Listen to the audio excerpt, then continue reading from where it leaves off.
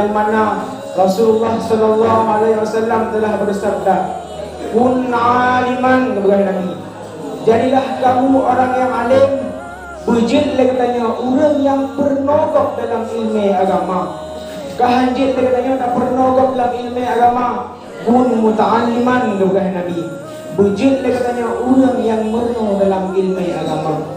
Oh kahanjit orang yang merno dalam ilmu agama.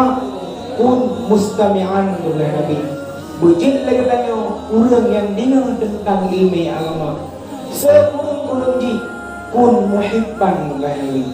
Bujil lagi katanya orang yang cinta kepada alim ulama dan orang yang menuntut ilmu.